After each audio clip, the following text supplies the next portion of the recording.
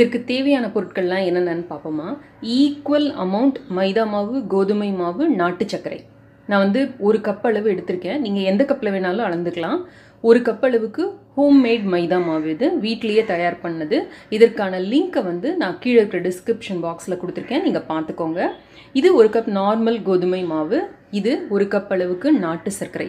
நீங்கள் நாட்டு சர்க்கரை எடுக்காமல் வெல்லமோ இல்லை கருப்பட்டியோ எடுக்கிற மாதிரி இருந்ததுன்னா இதோட அளவை கொஞ்சம் கம்மியாக எடுத்துக்கலாம். நாட்டு சர்க்கரை கொஞ்சம் சர்க்கரை அளவு கம்மியாக இருக்கும் அப்படிங்கிறதுனால நான் அதே அளவு எடுத்திருக்கேன்.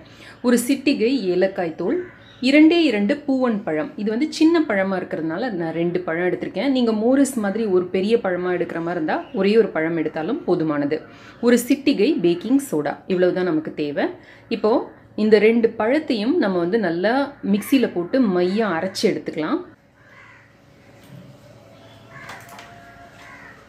இப்போ உங்கள் நாட்டு சர்க்கரை வந்து நல்லா இந்த மாதிரி பவுடராக இருந்தது அப்படின்னா நீங்கள் இப்படியே எடுத்துக்கலாம். இல்லை கொஞ்சம் கட்டி அங்கங்கே இருக்கிற மாதிரி இருந்தது அப்படின்னா நீங்கள் அதையும் இந்த பழத்தோடு சேர்த்து போட்டு ஒரு தடவை அரைச்சி எடுத்துக்கிட்டீங்க அப்படின்னா நல்லா உங்களுக்கு மென்மையான ஒரு மிக்ஸாக கிடைக்கும். ஸோ நான் இதையும் சேர்த்து போட்டு அரைச்சிக்கிறேன். இதில் சின்ன சின்ன பீசஸ் இருக்குது.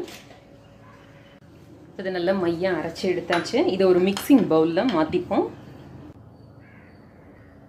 ஒரு சிட்டிகை ஏலக்காய் தூள், பேக்கிங் சோடா, 1 கப் ஹோம்மேட் மைதா, 1 கப் கோதுமை மாவு.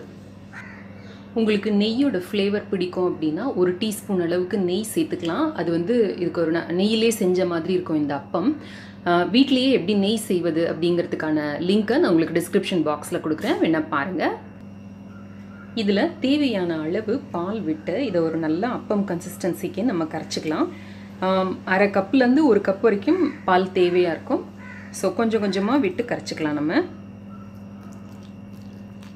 நான் இதில் 1 கப் அளவுக்கு பால் எடுத்திருக்கேன். இப்போ நீங்கள் காய்ச்சின பால், காய்ச்சாத பால் எது வேணாலும் சேர்த்துக்கலாம். நம்ம எண்ணெயில் பொரிக்க தான் போகிறோம் அப்படிங்கிறதுனால எது எடுத்தீங்கனாலும் பரவாயில்ல. ஒருவேளை உங்களுக்கு பால் சேர்க்க வேண்டாம் அப்படின்னா நீங்கள் தேங்காய் பால் கூட சேர்த்துக்கலாம். அதுவும் இந்த ரெசிபியில் வந்து நல்லா டேஸ்ட்டாக வரும்.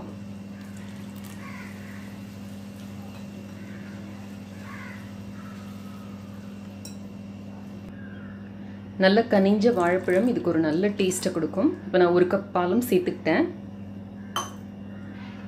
நீங்கள் உங்களுக்கு வாழைப்பழத்தோட அளவு இன்னும் நல்லா தெரியணும் அப்படின்னா நீங்கள் வாழைப்பழத்தை விழுதாக அரைச்சிங்கன்னா அதுவும் ஈக்குவல் அமௌண்ட் வர அளவுக்கு இருந்தது அப்படி சேர்த்துக்கிட்டீங்க அப்படின்னா சரியாக இருக்கும். இப்போ நல்லா மிக்ஸ் பண்ணியாச்சு. இந்த கன்சிஸ்டன்சியில் இருந்ததுன்னா சரியாக இருக்கும் மாவு. கடாய் வச்சு எண்ணெயை நல்லா சூடு பண்ணிக்கோங்க. எண்ணெய் நல்லா சூடாக இருக்கிறப்ப இதிலேருந்து ஒரு கரண்டி அளவு எடுத்து இப்போ நம்ம அப்பங்களாக விடலாம்.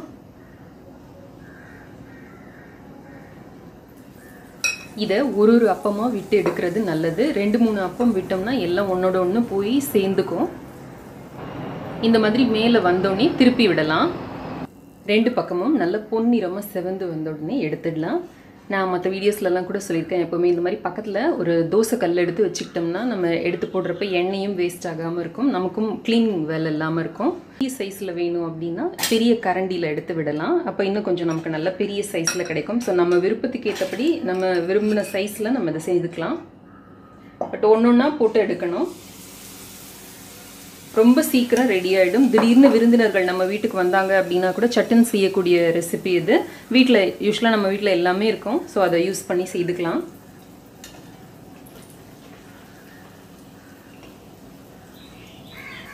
எண்ணெய் நல்லா சூடானதுக்கப்புறமா கொஞ்சம் மிதமான தீயை வச்சுக்கிட்டு செய்ய ஆரம்பிங்க. ஃபுல்லும் ஹையிலேயே இருந்தது அப்படின்னா அதில் நம்ம நாட்டு சக்கரை சேர்த்துருக்கிறதுனால கருப்பாயிடும் ரொம்ப சீக்கிரம். அப்புறம் நம்ம எண்ணெயை அந்த மாவை வந்து விடுறப்ப கொஞ்சம் மெதுவாக விடணும். கொஞ்சம் வேகமாக விட்டுட்டோம்னா இந்த மாதிரி சைடில் குட்டி குட்டி பீஸாக நமக்கு வர ஆரம்பிச்சிடும். கேரளாவில் இந்த மாதிரி டீ கடைகளில் போண்டா கிடைக்கும். சமீபத்தில் கொடைக்கானலில் கூட நான் இந்த மாதிரி டீ கடையில் போண்டா பார்த்தேன். அவங்க வச்சுருந்தது இன்னும் ரொம்ப பெருசாக இருந்தது. நான் சொல்லியிருக்கிற இந்த கப்பு அளவுக்கு பெரிய சைஸ் கரண்டி எடுத்தீங்க அப்படின்னா 8லேருந்து 10 அப்பம் வரைக்கும் வரும். சின்ன சைஸ் கரண்டி எடுத்தீங்கன்னா 12 அப்பம் வரைக்கும் கூட வரும்.